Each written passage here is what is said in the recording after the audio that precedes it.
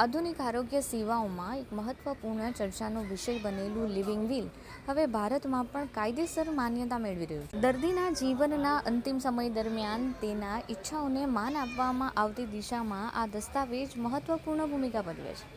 ખાસ કરીને ગંભીર બીમારી અથવા કોમામાં ગયેલા દર્દીઓ માટે લિવિંગ વિલ એક માર્ગદર્શક બની રહે છે. લિવિંગ વિલ એટલે કે એક લેખિત દસ્તાવેજ જેમાં વ્યક્તિ પોતે સ્વસ્થ હોવા સમયે જ નક્કી કરે છે કે જો ભવિષ્યમાં તે અસાધ્ય રોગ, કોમા કે એવી પરિસ્થિતિમાં પહોંચી જાય છે જ્યાં તે પોતાનો નિર્ણય ન લઈ શકે, ત્યારે તેને કઈ પ્રકારની સારવાર આપવામાં આવે કે નહીં. સરળ શબ્દોમાં કહીએ તો જીવનના અંતિમ તબક્કામાં કૃત્રિમ રીતે જીવંત રાખવાના પ્રશ્ન પર વ્યક્તિની પૂર્વ ઈચ્છા આ દસ્તાવેજમાં દર્શાવવામાં આવે છે. ભારતમાં લિવિંગ વિલને કાનૂની માન્યતા સુપ્રીમ કોર્ટ ઓફ ઇન્ડિયા દ્વારા વર્ષ 2018ના ઐતિહાસિક ચુકાદા બાદ મળી હતી. મારું નામ હાર્દિક ચંદ્રકાંત બ્રહ્મભટ્ટ છે. એડવોકેટ અને નોટરી છું. સુરત જિલ્લામાં પ્રેક્ટિસ કરું છું. એક્ઝિક્યુટ જ્યારે કરવાનો હોય ત્યારે તે પ્રોપર સાઉન્ડમાં, એટલે કે સભાન અવસ્થામાં હોવો જોઈએ, પુખ્ત હોવો જોઈએ. એની જે વિલ બનાવે છે એમાં પ્યોરલી ક્લિયરિટી હોવી જોઈએ કે આવા સંજોગો થાય તો મને આ રીતનું મારી ઈચ્છા પ્રમાણે તમારે કરવું. અને સૌથી મહત્વનું કે ગાઈડન્સ એના જે હોય એની ક્લિયરિટી એમાં કે ભાઈ મને આવું થાય તો ઓન ઓર બિહાફ એના પરથી કોણ એનું ડિસિઝન લેશે, તે ડિસિઝન માટેના બી એમાં ગાઈડન્સ કોણ છે, નેક્સ્ટ પર્સન કોણ છે, તેનું પણ એમાં સ્પષ્ટ જોગવાઈ કરવામાં આવી છે. સામાન્ય રીતે જોવા જઈએ તો વિલ બે પ્રકારના હોય છે. એક વિલ એટલે કે ઇન્ડિયન સક્સેશન એક્ટ હેઠળ કલમ 63માં આપવામાં આવે છે, જે પ્રોપર્ટીને લગતું હોય છે, જેનો અમલ માણસની હયાતી બાદ થાય છે.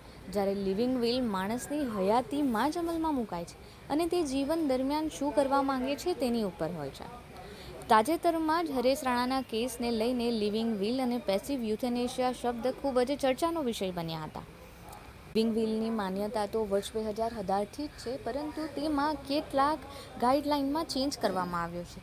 તે અંતર્ગત જાણવા જેવી બાબત એ છે કે રેગ્યુલર વિલ જે સબ રજિસ્ટ્રારની સમક્ષ રજિસ્ટર થાય છે, પરંતુ living will compulsory registered document નથી. અને જે બોર્ડની રચના કરેલી છે ડોક્ટર્સ વાળી, એમાં એમણે ઘટાડો કર્યો કે મેડિકલ પ્રેક્ટિસ કરતા જે ડૉક્ટર હોય એ ઓછામાં ઓછા 5 વર્ષનો અનુભવ થયો હોય તો એ એમનો રિપોર્ટ આપે તો એ માન્ય ગણે. પણ એમાં બી પાછી ટાઈમ લાઈન ડિસાઇડ કરી કે 48 અવર્સની અંદર જ એમણે આ ડિસાઇડ કરીને આપી દેવાનું છે. એટલે જો આ આસ્પેક્ટ બધા કમ્પ્લીટ થાય તો લિવિંગ વિલ કરેલું હોય તો માણસને આ પેસિવ યુથેનેશિયા તરીકે ટ્રીટ કરી અને એના જીવનનું ને એની જે બી જોગવાઈઓ છે એ પરિપૂર્ણ કરી શકે છે. મહત્વની બાબત છે કે જેમ પહેલું રેગ્યુલર વિલ આપણે કરીએ છીએ જે સબ રજિસ્ટ્રાર રૂબરૂ રજિસ્ટર થાય, પણ લિવિંગ વિલમાં એને કમ્પલસરી રજિસ્ટર્ડ ડોક્યુમેન્ટ નથી. એ કોઈ નોટરી પાસે પણ જઈને તમે એને રજિસ્ટર કરાવી શકો છો. અને તમને એડવાઇઝેબલ એવું છે કે જે આ બન્યું હોય ને એને ક્યારેય કોઈ પણ જગ્યાએ ડિસ્ક્લોઝ નહીં કરો.